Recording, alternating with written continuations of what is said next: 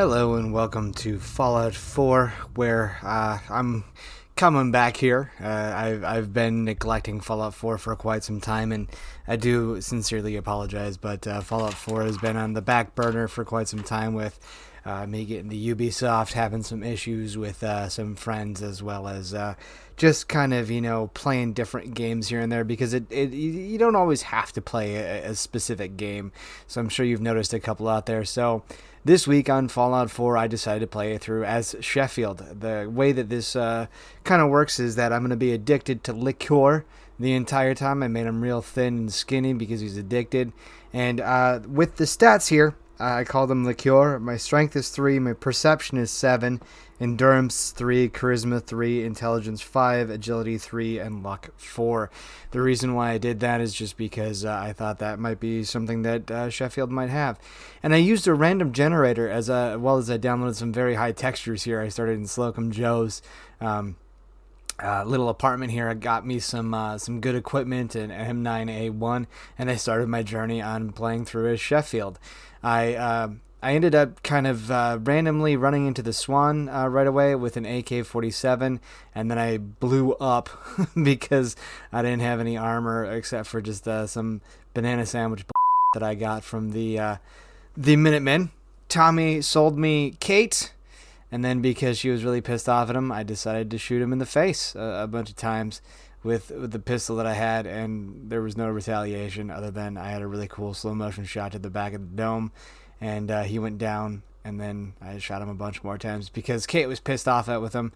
Codsworth told me he was slightly disappointed in me, and then I grabbed Kate, and I went to go grab the only Nikki Valentine. Now, because I'm a drunkard, I probably hit him in the lower back there instead of in the middle of the neck, which should be a one-shot because I would have severed its spine there. But I ended up taking out Dino, and I employed the burn it all technique with Kate and Nikki Valentine here, where I just kind of dropped a Molotov there and hit him with the AK-47, which turned out to be a really good weapon, and then I ended up using the AUG Para for the vast majority of it, turned everybody to a crisp, became over encumbered, and slowly made my way back to Sanctuary. Now, the most interesting part about this playthrough is that I did not allow myself to use any stim packs.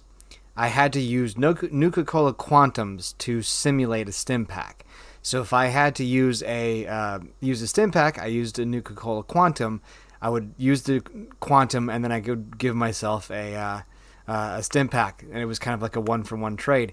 Now, I realized right off the bat there's a couple of Quantums that you can get in Diamond City, so I used the pick up and move technique where I didn't steal them in plain sight, but you could steal them here, so I got a couple of Nuka-Cola Quantums. And I also learned a very interesting technique here that if you do have a crippled limb and you don't want to stim pack, you can always sleep for an hour, or you just kind of walk it off. Because apparently after like 2 minutes, I wouldn't even say 2 minutes, I'd say after like a minute or two, you can actually just walk it off. So, you can have something crippled and you go back, you like eat squirrel bits or whatever, and then, Geneva here is really stupid, but you could just like walk it off. You could legitimately just walk it off. I was able to use a tried and true tactic here to get the fat man at the beginning. Ended up taking some Psycho Jet, and you'll see here I scream a beautiful expletive, and I do have 6 Quantums there, which means that I have 6 ways, and it's just so beautiful because I scream kill, and I end up annihilating the synths, as well as Mr. I forget his stupid name because I don't care. This was another tactic that I ended up using here, not just stealing everything, but you wait till Father shuts him down, because if you're like me and you don't like jacking around with Sean or whatever, you can just like let him shut him down, and then you pull out your pistol, which is silenced, and then you shoot the wall. And you try to hit him in the face. It doesn't let you. You just move back a little bit and let the laser hit him in the face. You reload, and you now don't have to worry about the Institute. And what's really nice about it is that they don't actually attack you when you leave. They're just like, hey, what up? I tried to play with the syringer there for a minute, which didn't end up working.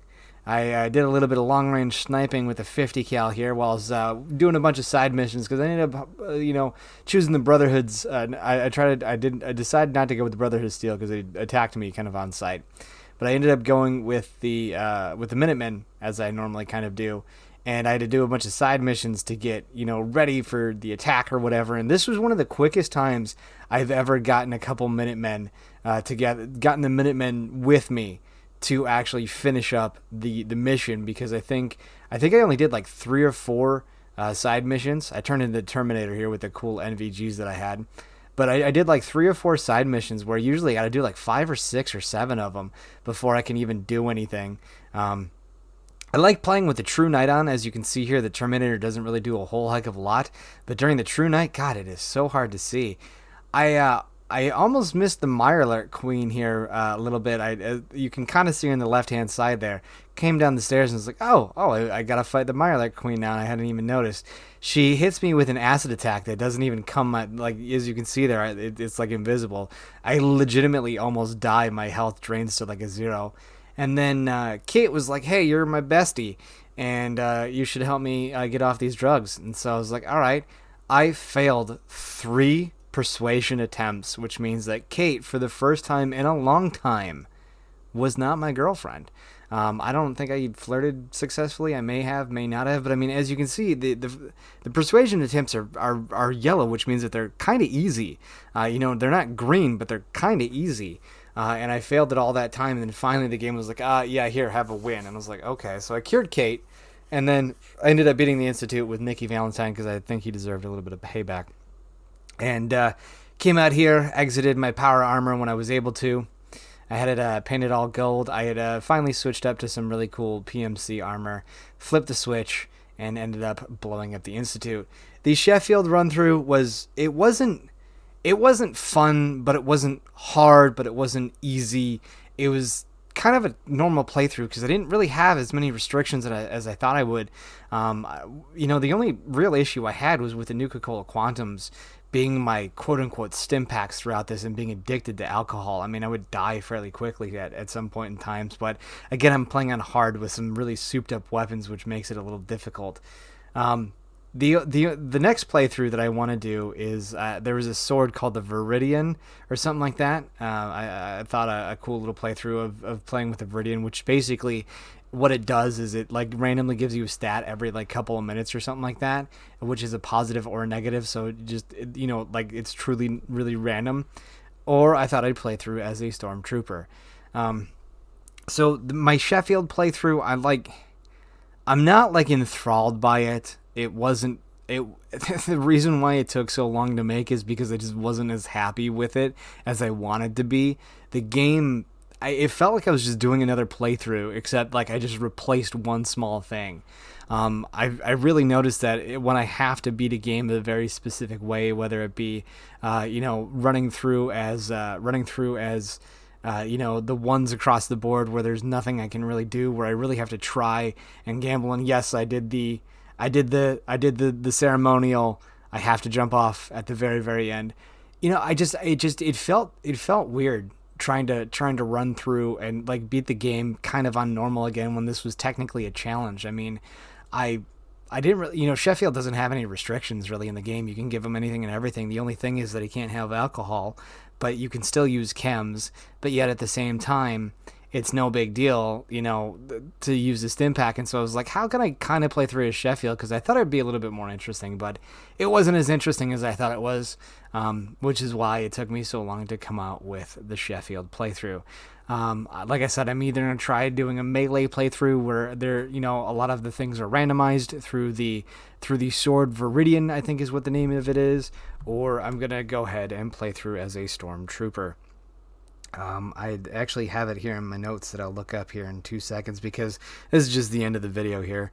I just wrote it down as the sword that gives random stats. It's very, very intuitive, Jared.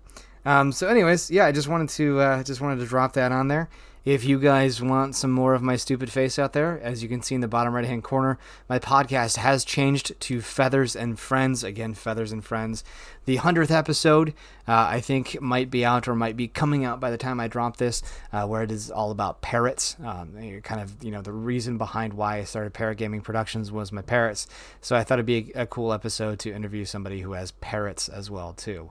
So just wanted to throw it out there, let you guys know that sorry about the late playthrough and the late ness of this video. I will for sure get you a better video next time because this one felt kind of bland, but I was working on it and I'm not about to lose 12 hours, of a game that I was almost all the way through just to kind of go, whatever, I'm done.